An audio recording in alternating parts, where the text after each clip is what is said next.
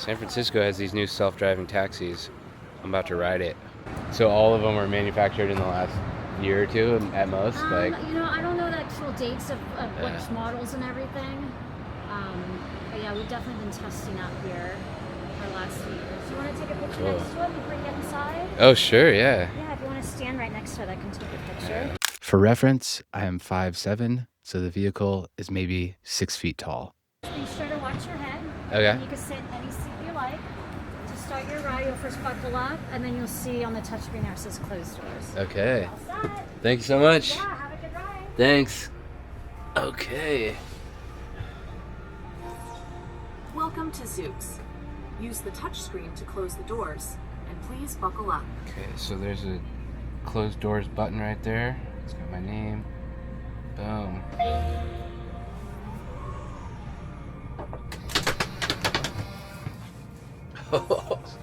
Please fasten your seatbelt. This is cool.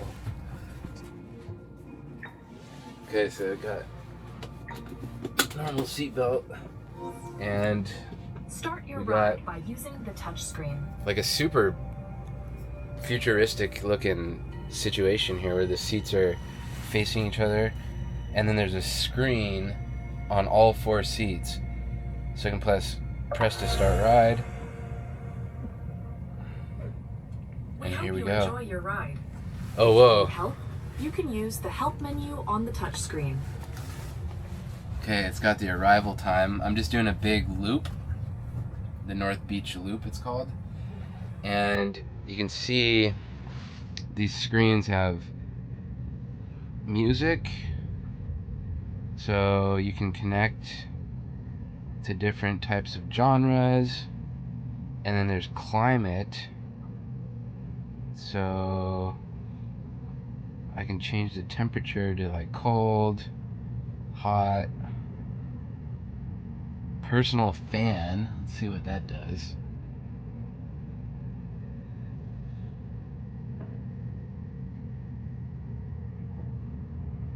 Super cool. And there's no steering wheel. Like, this is literally it. It's just a box on wheels with these 2 bench seats with 4 seats in each one. And to show you around here, there's lights under the seats. The doors are on both sides. They're sliding doors.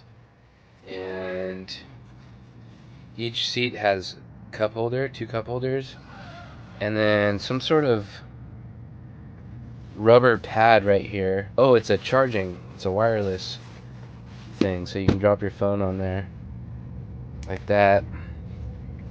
And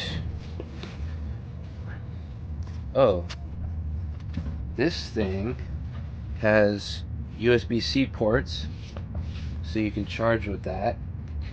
It's kind of weird. It's really small, but you can put your elbow on it, kind of lean on it if you so desired. It's awkwardly small. Like, I feel like it should be a little bit bigger. It's got a glass ceiling, so there's 2 panels of glass, one for each bench.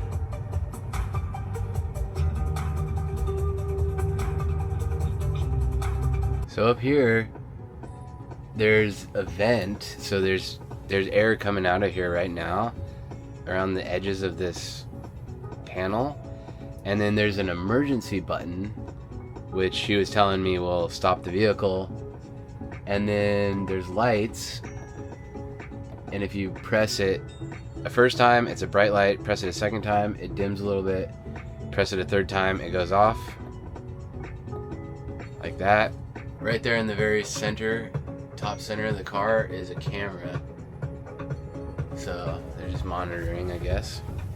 So the seats are like kind of a bench seat where you share it on each side.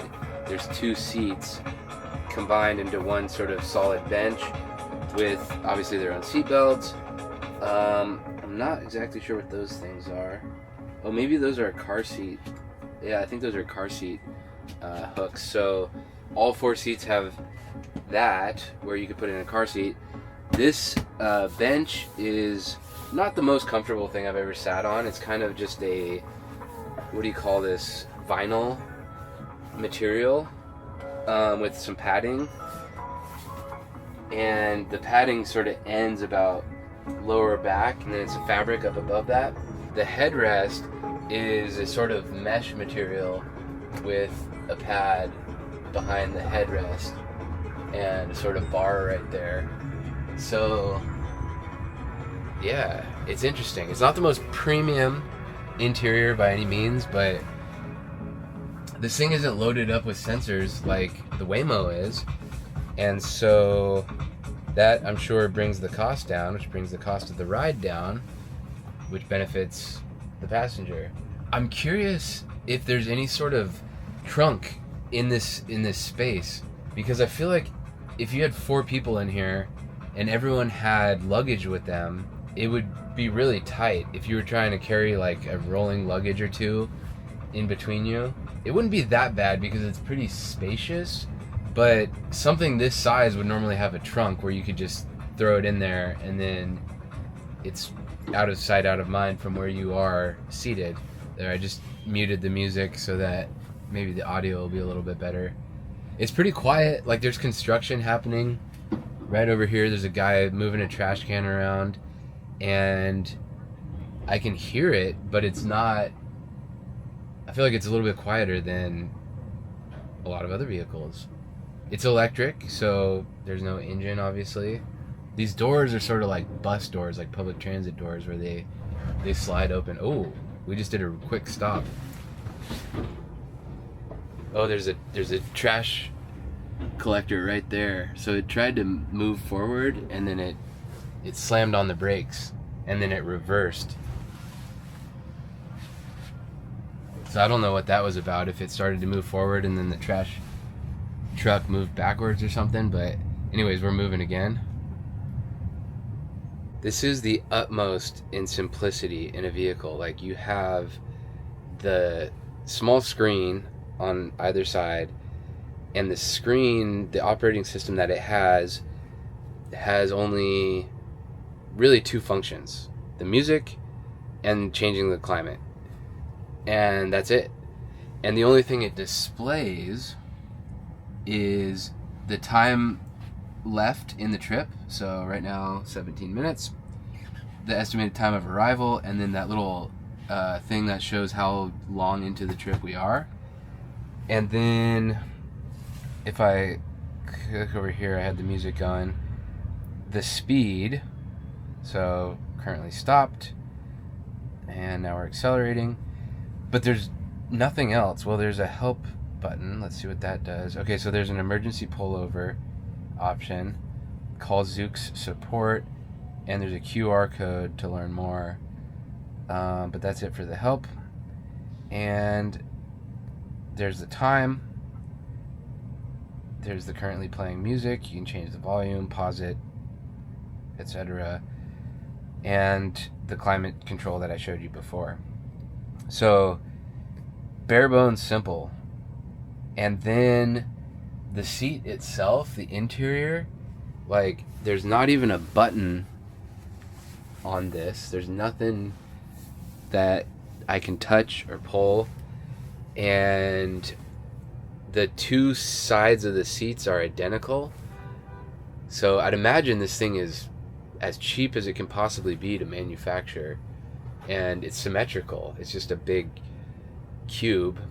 Oh, I guess right here on the door, there's an emergency release button. So I guess pulling that would probably allow you to emergency open the door if there's a power failure or a crash or something like that.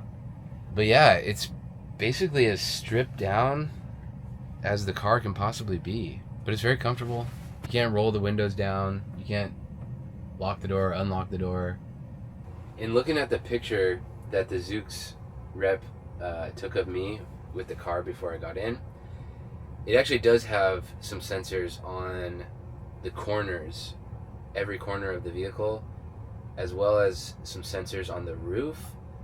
And of course, I'm sure there's cameras on the sides and front sides. But I didn't notice that at first. So it looks like this is a bit more of the Waymo approach versus the purely optical approach of Tesla. The wheels are super funky. There's just a subtle humming sound, even when the car is stopped. But it's not annoying by any means, and I wouldn't hear it if I had the music playing. But very little road noise. Of course, I'm going 15 miles an hour. What would it sound like on the highway? I don't know, and I'm not going to find out on this trip. But just driving slow around the streets of San Francisco, it's remarkably quiet.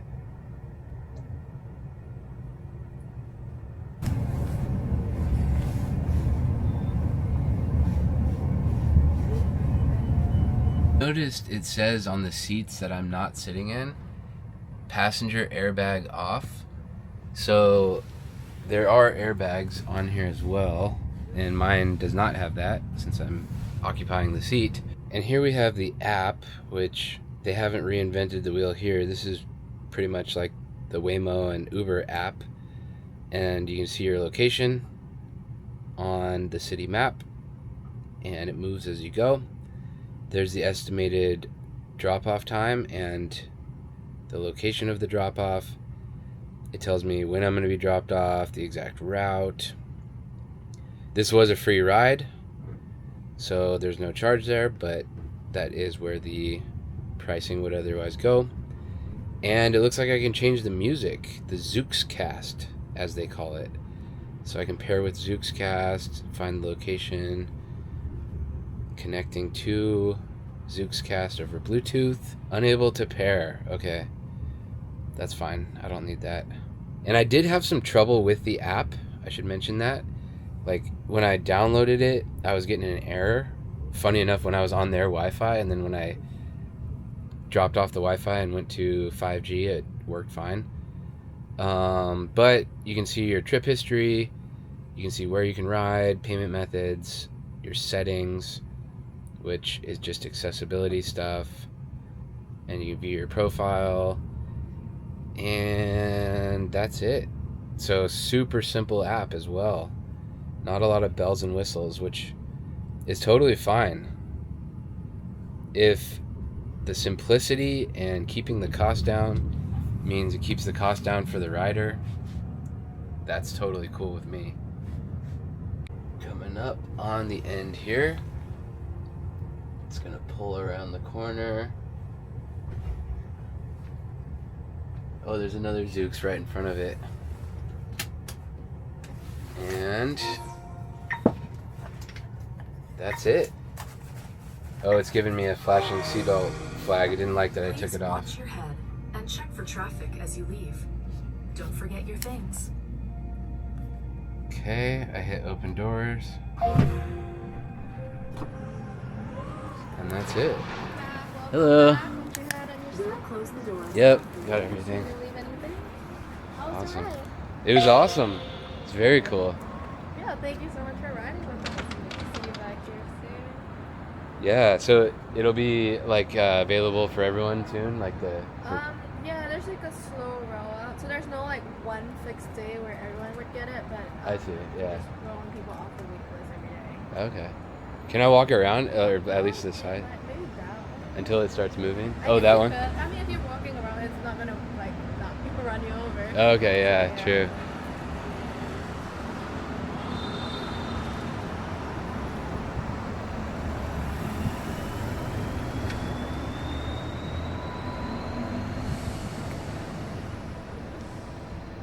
Super cool.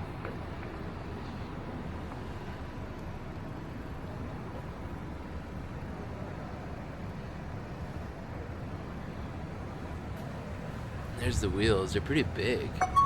Zook's ground support is on the way. Please stay back. The vehicle is about to move. They announced that it was going to move, and now it's just not. Please stay back. The vehicle is about to move. I don't know if it thinks I'm in the way. It says I could go on a wait list, and you can see that I'm on the San Francisco wait list. Austin, Texas, it says it's coming summer 2026, and Miami, Florida, summer 2026, and fully operational in parts of Vegas. This whole experience began from the Zooks Rider Lounge, which is located at 301 Sutter Street in San Francisco. And they told me they're going to be there for at least the rest of this year. So you can go in there, you can sign up on their app, and then you can get a free ride. It can actually drop you off somewhere, or you can just ride a loop like I did. I, for one, love this kind of stuff, and it's super exciting to see where it's all heading and how it's changing the streets.